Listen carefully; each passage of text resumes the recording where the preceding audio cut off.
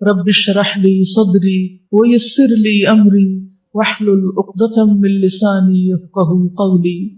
شفا تین چیزوں میں ہے: ہجامہ کرنے والے کے کٹ میں، شہد پینے میں، آگ سے داغ لگانے میں، اور میں اپنی امت کو آگ سے داغ لگانے سے منع کرتا ہوں. اس کا مطلب یہ ہے ان چیزوں کے اندر فائدہ ہی فائدہ ہے. اس کا یہ مطلب نہیں کہ اس کے علاوہ کسی چیز میں شفا نہیں. اس کا مطلب یہ ہے کہ یہ چیزیں ٹاپ پر ہیں، سب سے زیادہ فائدہ دیتی ہیں. اگر یہ تینوں چیزیں موافق آ جائیں تو ان میں لازمی شفا ہوتی ہے. اگر یہ بیماری کے موافق نہ ہو تو ان سے فائدہ نہیں ہوتا. اس کی مثال تیر اندازی کی طرح، جیسے اگر آپ تیر مارے اور وہ نشانے پہ لگ جائے تو کیا ہوتا ہے؟ آپ کا شکار ہو گیا. اور اگر نشانے پہ نہیں لگا تو تیر ضائع ہو گیا اور شکار ہاتھ نہیں آیا. تو اسی طرح اگر انسان، ڈاکٹر جو ہے اس کی تشخیص صحیح ہو گئی، دوائی ٹھیک ڈوز میں اس نے دے دی، کیونکہ اس میں صرف یہ نہیں ہوتا نا کہ آپ نے شہد پینا ہے تو آپ ایک بوتل لے کے شہد پینا شروع کر دیں. کتنا پینا ہے، کس وقت پینا ہے اور کب تک پینا ہے، یہ ساری چیزیں کون بتاتا ہے؟ جو طبیب ہوتا ہے وہ بتاتا ہے، ڈاکٹر بتاتا ہے.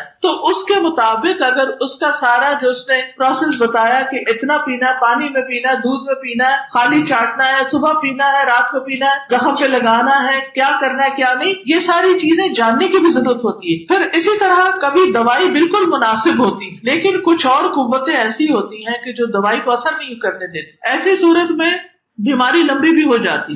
انسان کو پھر کوشش جاری رکھنی چاہیے. بعض بیماریاں فوراً ٹھیک ہو جاتی اور بعض ایسی ہوتی ہیں جو ٹائم لیتی. تو تین مرحلے ہیں. سب سے پہلے حفاظت، پھر علاج اور پھر تاخیر نہ کی جائے، کیونکہ بہت سی بیماریاں جب لیٹ کرتے نا تو پھر وہ ہاتھ سے نکل جاتا ہے معاملہ. اب یہ جو تین چیزیں بتائیں، فی شرطۃ محجن، سینگی لگوانے میں یا ہجامہ کرانے میں، تو اس میں آپ دیکھیں کہ فسد کے ذریعے بھی خون نکالا جاتا ہے، صرف کٹ لگا کے. ایک ہوتا ہے سینگی لگوانا، یعنی دو تین طرح سے ہوتا ہے. ایک تو جس کو کہتے ہیں پچنے، پچ کہتے ہیں نا کسی چیز کے اندر سوراخ کرنے کو، وہ بلیڈ کے کٹ سے بھی لگتا ہے.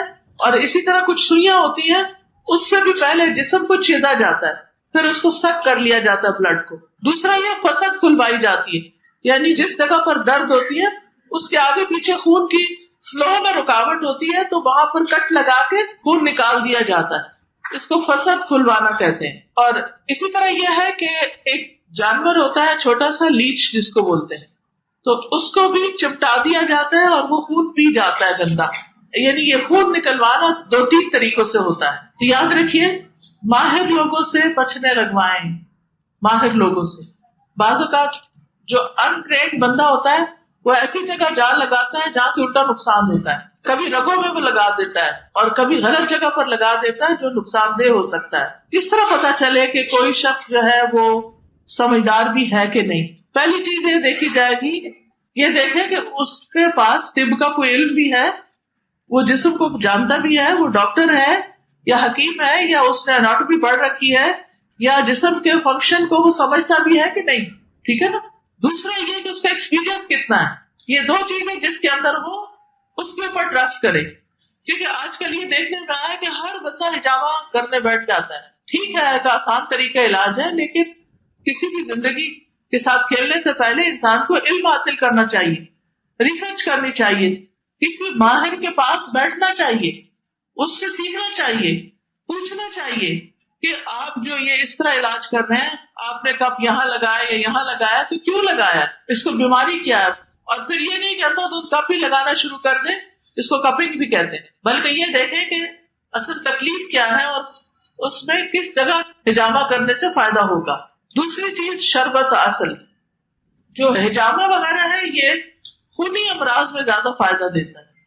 اور صفراوی امراض کا علاج جو ہے یہ شہد ہے. یعنی انسان کے جسم کے اندر ایسے زہریلے مادے، ٹاکسنس پیدا ہو جاتے ہیں کہ جن کو نکالنا ضروری ہوتا ہے. تو شہد صفراوی مادے، جو پیلے پیلے مادے ہوتے ہیں نا، آپ نے کبھی دیکھا ہوگا الٹی پیلی پیلی آ جاتی ہے یا اور اس طرح، تو ان کے لیے کہتے ہیں کہ شہد زیادہ بہتر ہے. اور کئی نارنج جو ہے اگر کسی طریقے سے فضول مادہ خارج نہیں ہو رہا تو آگ لگا کے اس کو جلا دیا جاتا ہے.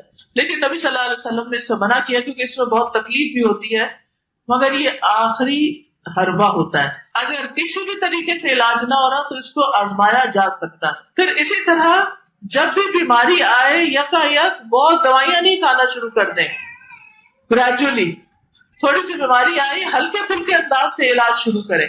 پہلے غذا سے اپنے آپ کو ٹھیک کرنے کی کوشش کریں، اپنی فوڈ چینج کریں، پھر دوائی لیں، پھر پچھنے لگوائیں، پھر رگ کاٹنے کا ہو تو وہ، اور آخر میں داغ دینا.